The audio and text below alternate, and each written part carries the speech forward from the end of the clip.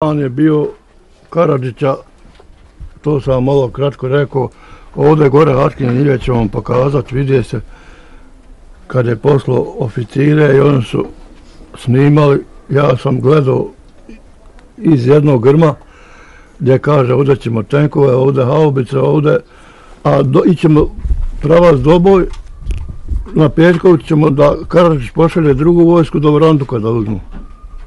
Jesmo ih. To je njihov bio plan. Jesmo im poremetili sve. Jeste, i ovdje sam imao autoritete prvo domaćina ove kuće Safeta Smajkovića rahmetli, Huseina Jašića rahmetli također da im Allah podari dženet. Oni su sazvali, na brzinu smo formirali krizni štab, komandu čete i to je prihvaćeno i u Maglaju i tako da je se diglo, mi smo uzeli Haškine Njive prije njih i zaštitili ovaj kraj. Ma bili smo, hvala Bogu, hrabriji, pametniji, mudriji, sve smo bili. Blago kopicama pa vas imaju. Eto, da vas čuvaju, da vas prati zdravlje još puno godina. Može tako? Hvala vam najljepša. Jer eto, i posle, ali da vam kažem jedno, možda nije za... Hajde, recite. Rekao mi je Srbin kolega u Cegov rezervni starešina, Rifate, moraš li kako u penziju? Što, Branko? On bio komadant kasarne u Celju, a iz Banje Luke rada. Moraš li kako u penziju? Pa što? Iđi u železaru Zemca, iđi prikuši se. Organizovan muslimanski narod napašćeva Srbiju 87. čere. Eto, jesi vidio, ima dobrih ljudi u svim narodima i pripadnostima i nacijama i u cijeloj Bosni i Hercegovini. To je bio vaš prijatelj, dobar čovjek. Svaka mu čast. Hvala vam puno, mi moramo dalje. Imamo puno posla po kopicama. Hvala što ste došli. Hvala vam. Pa vidit ćemo se valjda još nekad. Hoćemo. Eto sve je rekao, kad bude dom obavezno ćemo. Obavezno ćemo doći. Hvala vam najljepša. Hvala, prijatno. Evo nas, došli smo i do kuhinje. Za početak, pošto na stolu nema šta nemamo, moramo napraviti malo rasporeda. Nijedna kuhinja ne počinje bez ubusa. Pa da, ovo ćemo za kasnije. Hajmo dalje. Mi smo počeli priču malo prije o vrilici. Nekako sam dosta puta spominjao, mislim da je nismo nikada do sada pravili. I sad uz nju ćemo taman vezati ove predivne domaće proizvode. Imamo dimljeni sir, imamo svježi sir, to je mladi. Evo ovako. Malo ćemo napraviti sebi prostora. I par puta sam je samo za života pravio. Odmah da se izvinim svim ženama, domaćicama, posebno Zeničko-Dobojskog kantona, zato što se u stvari, koliko znam, samo kod nas ovo jelo tako zove. U drugim kantonima i nema. Koliko ja znam, obišao sam Bosnu i Hercegovinu od kraja do kraja. Na ovaj način da se pravi nisam još nikad naišao. Sad, za početak treba nam brašno, ali tako? Jeste. Ne treba, a ne, zaista. Nećemo sve, jel? Nemoj se, može biti puno. Dobro, evo dodali smo koliko, nekih 400 grama. Otprilike. Poslije toga nam ide ključala voda, ali prvo mi treba soli. Jeste. I svaki put kad sam ovo pravio, ispekao sam se živ. U mučenju i u raspoređivanju vrilice po tepsiji. Opa. I što će biti najbolje, peći ćemo je na drva, jel' tako? Jeste. Vahida naša, ovo sedmična, hajde kažem, domaćica, jel' tako, ovdje po selu u Kopicama. Jeste. Ima blagi miris već pečenog tijesta. Zato što je upravo rađeno sa vrućom vodom. Jel' dosta?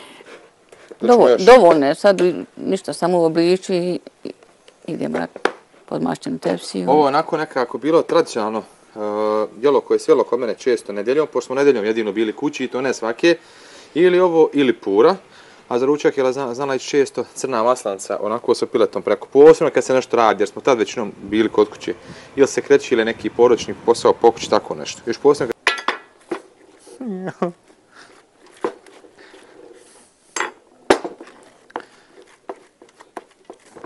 I ona ima zanimljivo ove špicaste ćoškove, odnosno rubove, koji se zapeku i budu hrskavi. I mnogi vole baš tu i hrska voće. Ja, to mi najdraži. Mene i tako. Mislim, tako jednostavno, a uistinu mnogi vole i ja pravim, i djeca su isto dok su tu bila volila, jela i... I što je lijepo je kad puhne vjetar. Jesam ja dobro ovo? Pa dobro je. A? Ma dobro je, ne treba neke ravnine da bude nešto precizno. To je to. Sad ide... Šara, kakva god, šara je. Najbitnija stvar kaže kod vilce je šara.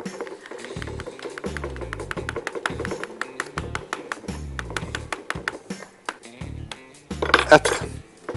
Sad malo ulja, tako. I na pečenje. Da se fino zahrska, da se ne suši i ide u redu.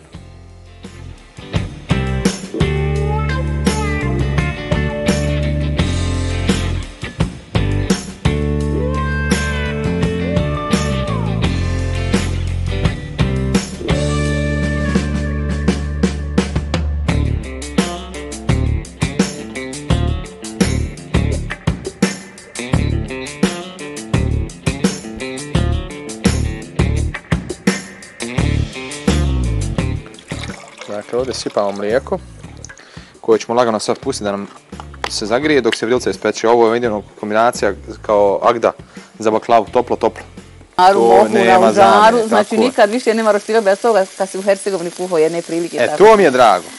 Jer ja generalno volim okuse naših djetinjstva, volim okuse svog djetinjstva, volim okuse naših nana, majki.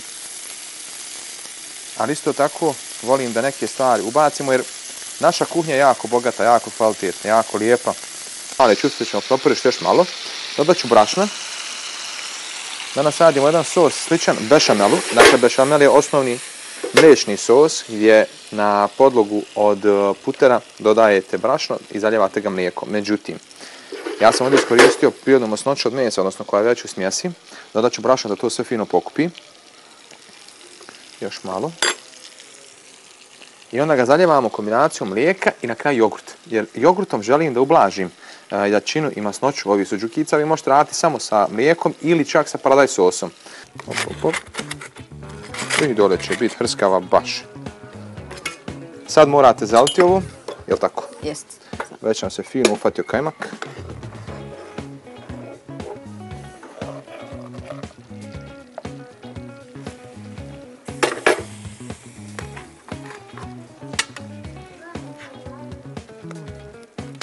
Evo ga.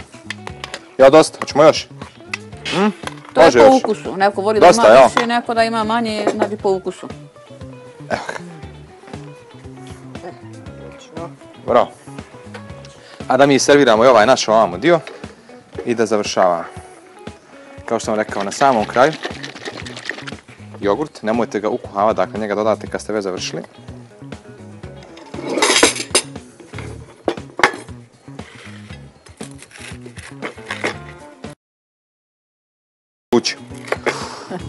Tek izvjerni. Jel može proći ova vrilca kljukuši? Ova varijanta kljukuši, pardon. Kako da ne može, ekstra je baš. Ovo će se, ja već kažem, 100% svidjeti muškarcima.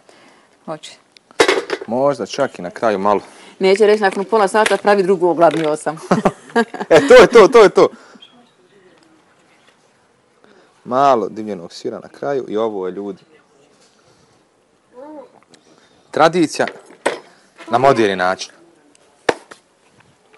Odlično, brzo, jednostavno, pravoljetno.